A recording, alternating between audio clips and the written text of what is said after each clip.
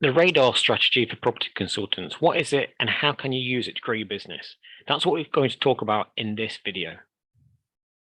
So anyone that's been in business for a while knows that one of the biggest hurdles to winning new clients is just getting on their radar.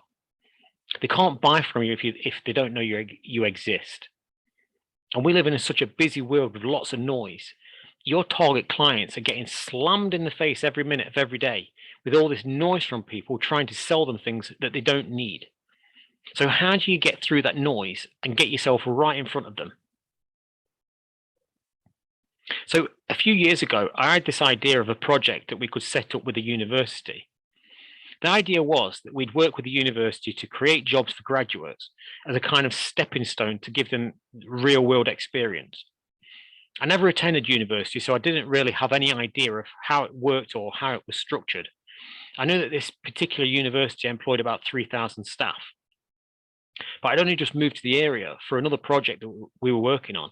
And so I didn't know anyone in the university or even who the decision makers might be, or in fact, how decisions would be made. So one evening I was invited by a friend to attend a networking event at the university.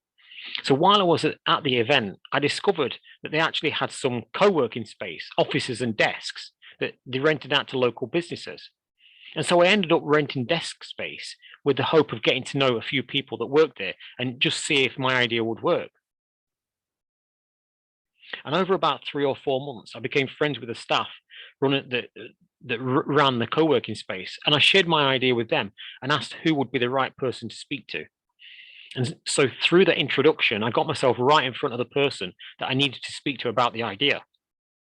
But to use this strategy for your own business, it has a few key steps I think you need to follow. First, you have to make a list of all your target clients within your geography. When you've got that, you might have a list of, say, 100 companies. The second thing to do is think about where these people are right now. Who are the decision makers and who might influence that decision?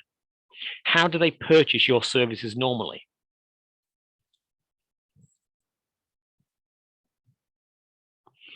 One thing I like to do is call up a target client and just ask them who currently supplies their services and when the contract will expire.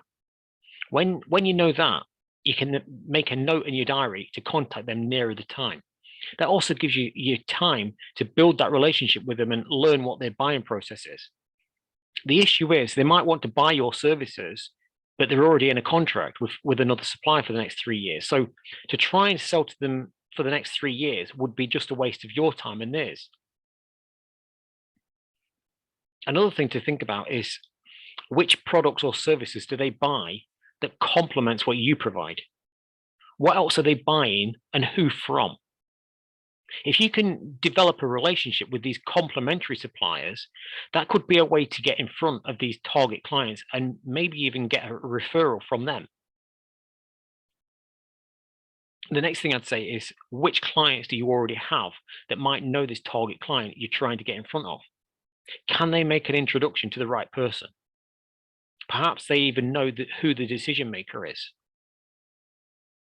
Another way to get in front of them is if you can find out what their hobbies or interests are.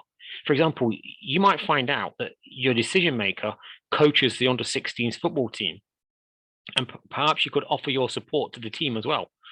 If that's what you're interested in, you can get to know the decision maker while doing something you're interested in.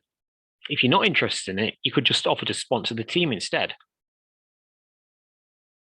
So that's how you use a radar strategy to grow your property consultancy.